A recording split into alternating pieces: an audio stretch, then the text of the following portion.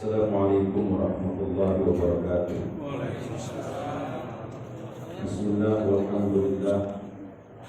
Thumma afdhalus salati wassalami ala rasulillah wa ala alihi wa ashabihi wa man tabi'ahu wa nasarahu wa wala wa la hawla wa la quwwata illa billah. Amma ba'du.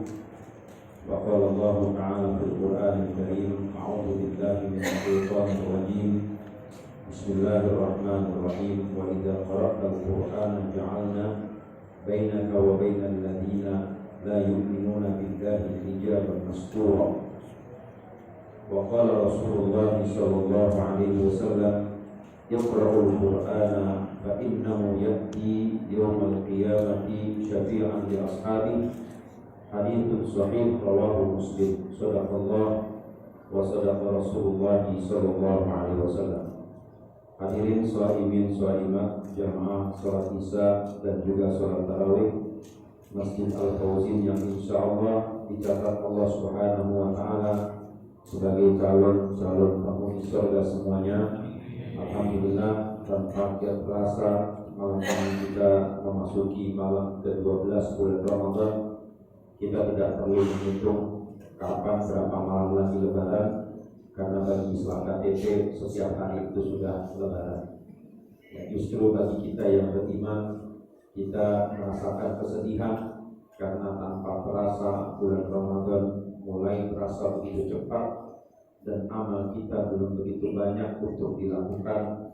Semoga dengan harapan kita berdoa kepada Allah Subhanahu wa taala, semoga amal Ramadan kita ini diterima oleh Allah Subhanahu wa taala. Hadirin jamaah yang dimuliakan Allah Subhanahu wa taala, ada satu fenomena yang sangat berbeda bulan Ramadan tahun ini, dan saya kira mungkin sejak 10 tahun terakhir bulan Ramadan terhitung dari tahun 2000, tahun 2002. Kalau kita bandingkan Ramadan tahun 2000-an, apalagi masuk pasca Covid ini, dengan Ramadan di tahun 90-an, 80-an, atau tahun 70-an, bagi yang pernah tinggal di kota Jakarta, tentu setiap ba'da salat tarawih kita mendengar masjid-masjid itu ramai melantunkan bacaan Quran, atau terdengar suara bacaan Quran dari masjid atau mushola yang dibacakan dalam satu majlis yang disebut dengan nama Majlis Tadarus Al-Quran. Memang umumnya masjid dan mushola yang menyuarakan kegiatan Tadarus Quran itu diisi oleh orang-orang yang bacaan Qurannya tidak enak. Ini jujur saya akui. Ada yang fales suaranya, ada yang biasa saja. Tapi sefales-falesnya, sesumbang-sumbangnya orang membaca Al-Quran, itu masih lebih terdengar indah dan syahdu dibandingkan hiruk-pikuk suara-suara tentang kenikmatan duniawi. Jadi saya belakangan ini merasakan kerinduan yang luar biasa dengan orang membaca Quran di masjid, walaupun dengan suara yang sumbang. Karena suara yang sumbang itu menggambarkan ketulusan dan keikhlasan dari orang yang membacanya. Nah, saya khawatir kalau makin lama makin hilang, akhirnya Quran ini tidak lagi populer di muka umum. Orang menjadi takut membaca Al-Quran. Apalagi sekarang ada stigma-stigma yang memang diarahkan kepada orang yang senang membaca Al-Quran. Bapak Ibu yang dimuliakan Allah Subhanahu wa taala, kegiatan tadarus ini mungkin di luar Jakarta, di desa-desa, di pulau-pulau di luar Jawa, saya pernah merasakan sholat tarawih di Kepulauan K, satu kepulauan yang terletak di sebelah selatan Ambon. Berpuasa di sana dengan suhu yang lumayan lebih panas daripada di Depok. Tapi pelaksanaan sholat tarawih di sana dilakukan dengan hikmah, apalagi kegiatan tadarus Quran itu dilakukan sampai kurang lebih jam 11:30 malam. Masih ada saya jumpai kegiatan tadarus di Pontianak, lalu kemudian di kawasan perbatasan Indonesia-Malaysia. Karena tahun 2019 saya pernah menyampaikan atau berkeliling untuk berdakwah selama bulan Ramadan di 9 kabupaten di Kalimantan Barat, mengikuti kegiatan tarawih dan tadarus di masjid-masjid di kampung-kampung itu lebih syahdu dibandingkan, mohon maaf, kegiatan Ramadan yang dilaksanakan atau dijalani di kota besar seperti Jakarta dan Depok ini. Bapak Ibu yang dimuliakan Allah, apa itu tadarus? Tadarus itu diambil dari kata darosa. Darosa itu artinya belajar. Lalu kemudian ditambahkan dengan alif yang artinya kegiatan saling belajar. Jadi tadarus ini pada asalnya dilakukan oleh para santri di sebuah pesantren atau di beberapa pesantren dan didampingi oleh santri senior yang merupakan perwakilan dari guru utama, yaitu kiai mereka, membimbing para junior membaca Al-Quran, lalu kemudian saling mengambil ilmu dari masing-masing orang yang ada di situ. Jadi pola belajarnya adalah pola collaborative learning, belajar dari peer group. Ada yang satu bagus bacaan Qurannya, tahsinnya sudah bagus.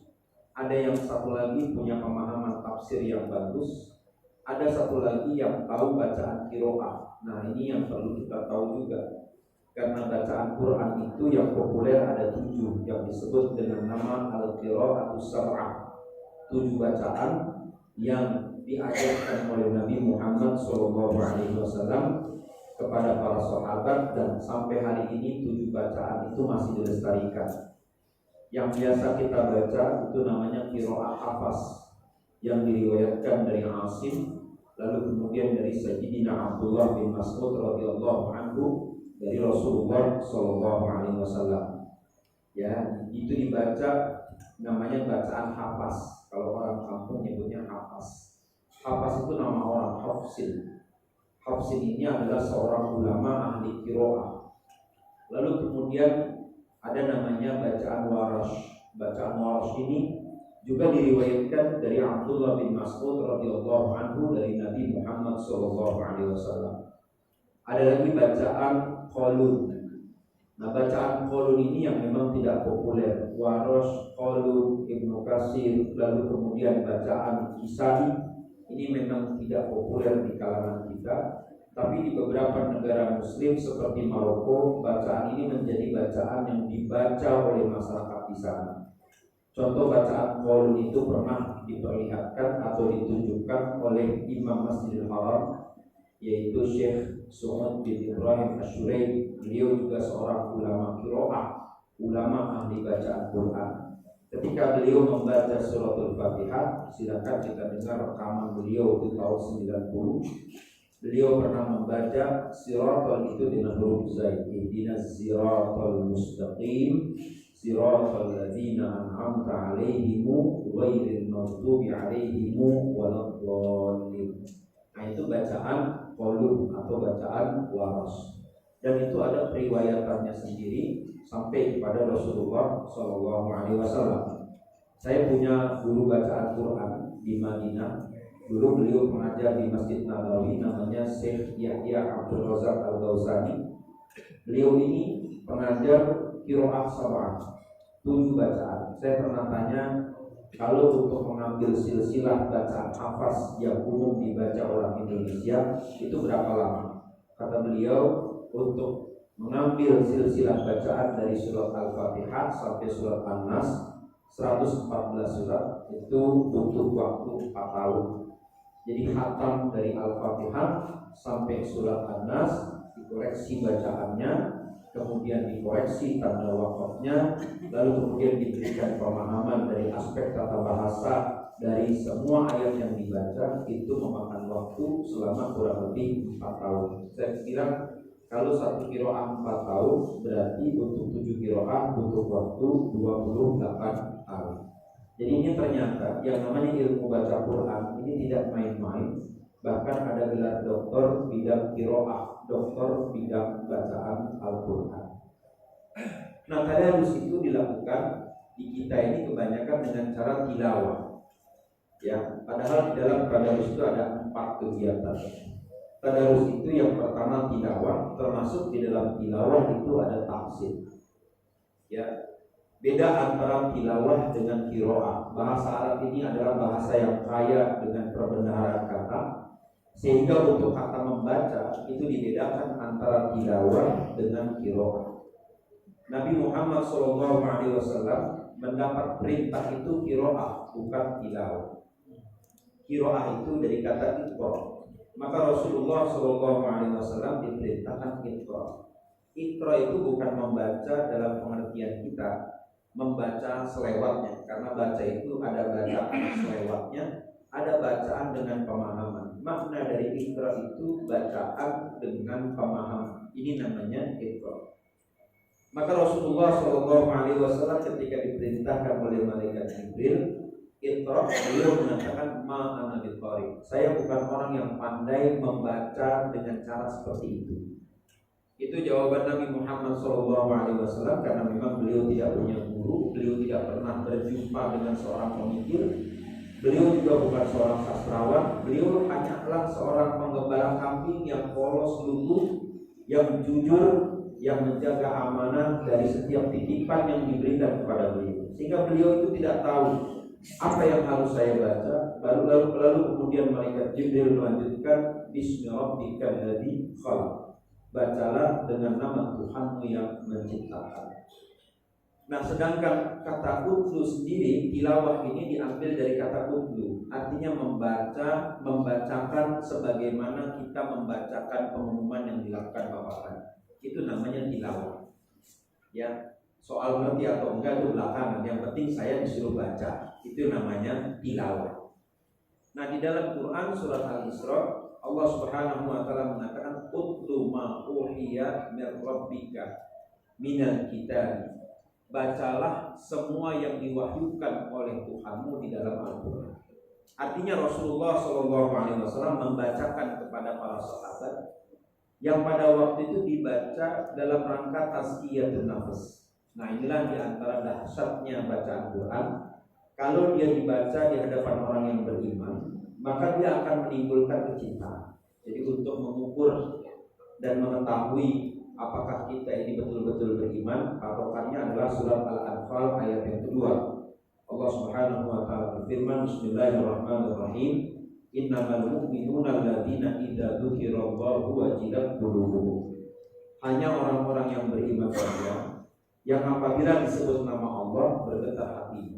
Ini ciri kita beriman. Mendengar sebutan Allah, hati kita bergetar. Mendengar ucapan subhanallah, hati kita bergetar. Mendengar ucapan alhamdulillah atau kalimat-kalimat thayyibah lainnya, hati kita langsung bergetar. Sebagaimana bergetarnya hati seorang pemuda ketika mendengar nama perempuan yang dicintainya itu disebut. Itulah ciri kita betul-betul beriman kepada Allah. Dan ciri orang yang beriman itu sering sekali menyebut kata Allah. Dia sering menyebut kata Allah. Orang Arab itu kalau mereka kagum, takjub, secara spontan mereka menyebut Allah, gitu kan? Mereka kaget Allah. Jadi mereka selalu menyebut kata Allah itu sebagai ungkapan bahwa mereka cinta dengan yang disebut Allah. Ini beredar viral di video, katanya orang pikir nyebut nama Allah itu apa artinya? Ya, Allah itu adalah Ismul A'zam, nama yang paling tinggi. Tidak ada nama yang lebih mulia daripada nama Allah. Nah, ciri orang yang beriman yang pertama itu. Kemudian yang kedua, wa idza tuliyat 'alaihim ayatuhu zadatuhum iman. Apabila dibacakan di hadapan mereka ayat-ayat Allah, iman mereka makin bertambah. Jadi beda kualitas tilawah orang alim dengan orang biasa, itu beda. Orang alim itu kalau dia tilawah, ya kan, kenapa orang alim itu kalau tilawahnya itu dia mengejar sampai hafal? Karena tujuannya adalah untuk mengingat dan mengulang serta menancapkan pemahaman. Maka Imam Syafi'i disebutkan beliau khatam Quran dalam waktu 3 hari sebanyak berapa kali? 20 kali beliau khatam Quran. Kok bisa Imam Syafi'i 3 hari beliau khatamkan Quran 20 kali? Karena beliau hafal Quran. Kalau kita hafal Quran, Bapak Ibu yang dimuliakan Allah, kita hafal Quran itu, baca Quran itu kayak ngobrol. Kalau kita hafal waqasimu bihamdillahi jami'an wa la tafaqu wa rahmatullahi alaikum itu bermakna pada bagian buruk asbab ini nikmat hidup dan hukum ala syarah wa qurrati minan nar wa minna. Kadzalika yubayyinullahu lakum ayatihi la'allakum tahtadun. Itu kalau kita hafal. Jadi sambil jalan kita baca begitu. Ya, wal takum minkum ummatun yad'una ila al-khairi wa ya'muruna bil ma'ruf wa yanhauna 'anil munkar ulaika humul muflihun. Wa la takunu kalladzina tafarraqu wa ikhtalafu min ba'di ma ja'ahumul bayyinatu wa ulaika ashabun nar hum fiha khalidun. Itu kalau kita hafal. Tapi kalau nggak hafal dilakuin. Ya, wa tasimu bihablillahi jami'an wa la tafarraqu. Nah, itu hatamnya insyaallah 30 bulan. Ya, kalau baca Qur'annya kayak begitu. Jadi kalau kita itu kebanyakan mengejar langgam. Ya, padahal ulama zaman dulu para sahabat juga itu menghatamkan Quran. Mereka ada yang menghatamkan selama 3 hari, ada yang 4 hari hatam, itu karena Quran itu hafal. Mereka hafal di situ. Sambil duduk mereka baca Quran. Lagi nunggu Gojek datang, mereka baca Quran. Jadi zikirnya itu adalah bacaan Quran. Jadi tidak heran kalau Imam Syafi'i dalam 3 hari 20 kali dia hafal. Itu tidak heran. Kenapa? Karena beliau hafal. Dan itu seperti dia berbicara kalau dia sedang membaca Al-Quran. Sehingga orang mengira Imam Syafi'i bicara sendiri, padahal beliau sedang mengulang-ulang hafalan Al-Quran. Ya, bagaimana tidak hafal? 6 tahun beliau sudah hafal Al-Quran. Usia 6 tahun beliau sudah hafal Al-Quran. Dan sekarang sudah mulai banyak juga anak-anak yang di usia 7 tahun sudah hafal Al-Quran. Nah, jadi yang pertama dilakukan di tadarus itu adalah pertama tilawah. Ini muatan tadarus yang pertama. Kemudian yang kedua takfir, memahami apa yang dibaca. Jangan sampai kita ini tidak tahu apa yang kita baca. Ya kan? Kalau kita baca dengan pemahaman, maka setiap satu ayat kita baca itu kalau diulang-ulang baca, misalnya satu ayat 10 kali kita baca, itu ada 10 pemahaman yang kita dapat. Ini uniknya Quran. Maka Quran itu adalah inspirasi betul dari Allah Subhanahu wa taala. Kita makin sering baca Al-Quran itu makin banyak inspirasi yang kita dapat. Ya, karena memang setiap satu rangkaian kalimat di dalam Al-Quran dinamakan ayat. Makna dari ayat itu tanda. Coba kalau kita perhatikan tanda letter lalu lintas, rambu-rambu lalu lintas. Kita perhatikan rambu-rambu lalu lintas itu. Selama kita memperhatikan tanda itu, pasti kita punya banyak pengetahuan tentang rambu-rambu. Misalnya letter P dikasih silet. Kenapa itu dikasih gambar begitu? Dan kenapa warnanya seperti itu? Kenapa warnanya harus 3 warna, putih, merah, dan hitam? Kenapa harus dikasih silang begitu? Kenapa nggak dikasih silang begini? Itu pasti muncul pertanyaan. Dan itu nanti akan melahirkan ilmu dari banyak pertanyaan tentang tanda-tanda. Tapi sayangnya umat Islam ini ketika membaca Al-Quran, membaca ayat Quran, itu tidak bertanya tentang satu ayat. Sehingga pada akhirnya inspirasi tentang pemahaman terhadap simbol itu justru diambil oleh orang-orang Barat. Maka di dalam kajian filsafat Barat muncul satu kajian namanya semiotika, yaitu kajian tentang simbol-simbol dan tanda-tanda. Maka lahirlah satu novel yang berjudul Da Vinci Code, kode Da Vinci. Itu pemahaman tentang simbol. Ya, karena setiap simbol itu mengandung makna tertentu. Da Vinci Code itu yang terakhir adalah Inferno, kan gitu. Ya, yang pertama pembunuhan Paus, kemudian muncul lagi pembunuhan para kardinal, lalu yang terakhir adalah penghancuran tempat-tempat suci orang Katolik. Ini menjadi pertanyaan, kenapa yang diangkat isunya tentang itu? Muncul sikap kritis. Jadi kalau kita membaca Al-Quran misalnya, satu ayat kita ulang-ulang dibaca, maka akan muncul pertanyaan, dan setiap muncul pertanyaan Allah akan memberikan jawaban, baik dengan cara Allah hantarkan kita untuk mendapatkan jawaban bertemu dengan orang alim, ahli tafsir, atau kita diantarkan untuk membuka buku-buku lain, kitab-kitab lain yang berkaitan dengan ayat yang kita baca. Ini yang namanya level tafsir. Jadi tadarus itu harusnya masuk pada level tafsir.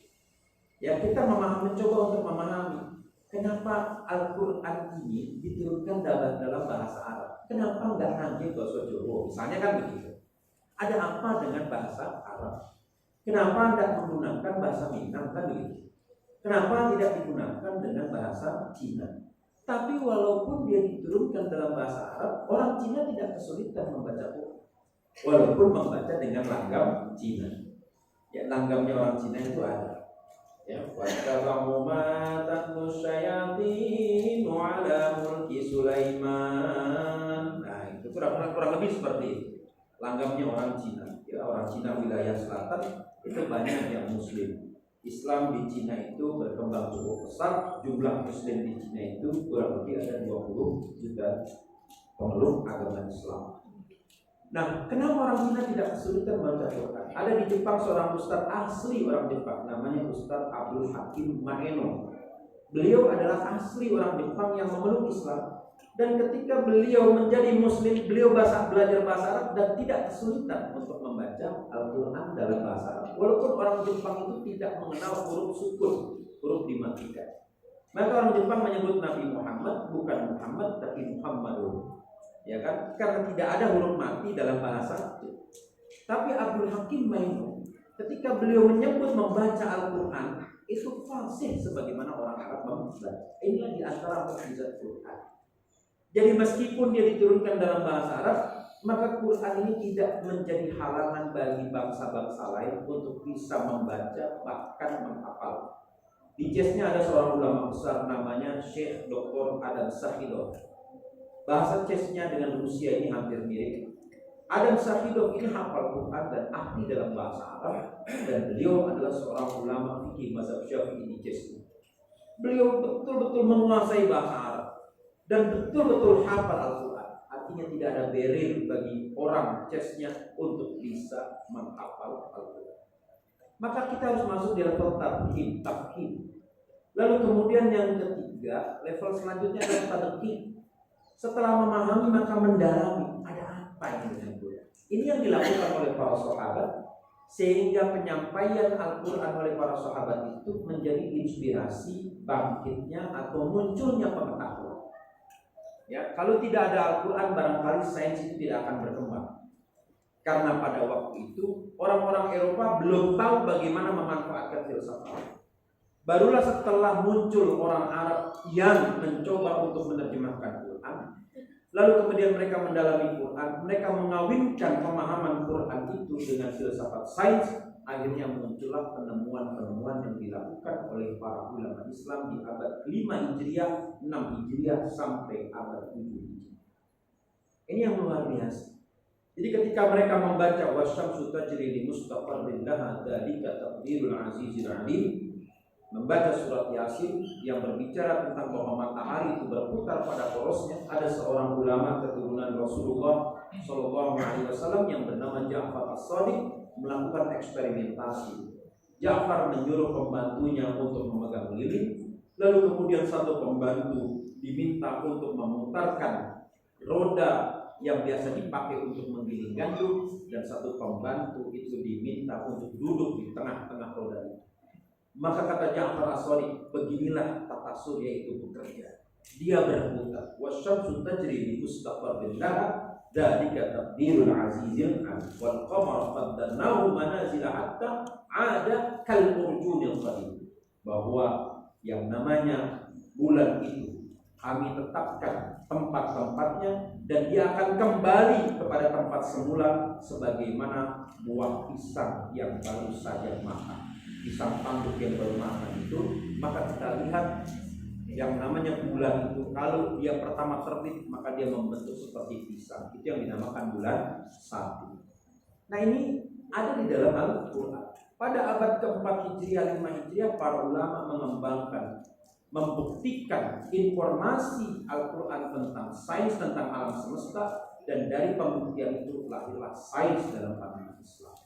Sehingga ada seorang yang bernama Ibnu Al-Haytham menulis satu kitab yang diberi judul Al-Manadir, yang diterjemahkan menjadi kitab tentang optik, dan kitab ini merupakan hasil refleksi dari Ibnu Al-Haytham terhadap ayat-ayat yang berbicara tentang penglihatan di dalam Al-Quran.